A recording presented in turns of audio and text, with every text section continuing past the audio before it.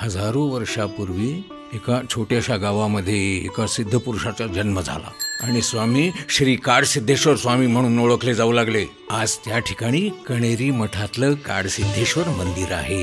तुझा अंश बनून हे बाळ या जगात आले आणि आई होण्यातच बाईपणाचं खरं सुख असतं. कसलं सुख याची नुसती एक चाहूल लागली आणि नशिबाने पलटीच मारली माझ्या. तू जन्म दिलेल्या बाळाचं काय, तुझ्यानंतर त्याचं काय होईल याचा विचार केलायस तू? म्हणूनच मला यातून मुक्ती हवी आहे. सगळा अंधार दिसतोय.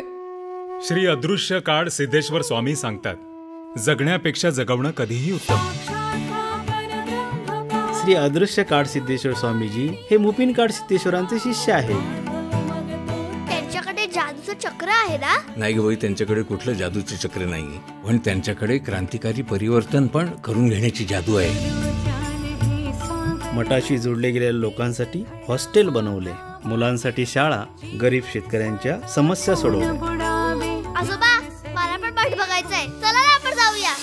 तुम्हाला किती वेळा सांगितलंय मी, बुवाबाजी, स्वामी, साधू तुमचा विश्वास असेल, पण तू आमच्यावर लादू नका, बिंबवू नका ना. या बाबांची कृपा, त्या स्वामींचा आशीर्वाद, अरे काय आहे. कितने दिन वो आदिवासी तरह जिएंगे, वो उनका भी विकास होना चाहिए. ऐसा सब कुछ कर सकता है. पण आमच्या पाड्यावरच्या लोकांसाठी ना हे जंगल म्हणजे आईच आहे. तुम्ही किती बी पैसे मोजले ना, त्यांची आई कधीच विकणार नाही. आयु या जंगला आहे काड सिद्धेश्वराई पोर.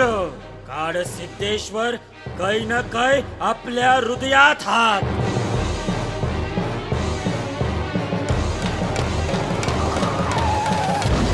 मान्य आहे, जगात अनेक तऱ्हेचे साधू संत बुवाबाजी करणारे आहेत, पण त्यांची तुलना कृपा करून माझ्या स्वामींची करू नकोस. किती धन्य धन्य बाप माया, किती धन्य धन्य बाप माया, किती धन्य धन्य बाप माया. सिद्धगिरी मठ तब्बल 1500 वर्षापासून आपलं अस्तित्व टिकवून आहे. ही काल्पनिक कल्पना नसून खऱ्या अर्थानं जीवन जगण्याचा अनुभव देणारं स्थान आहे.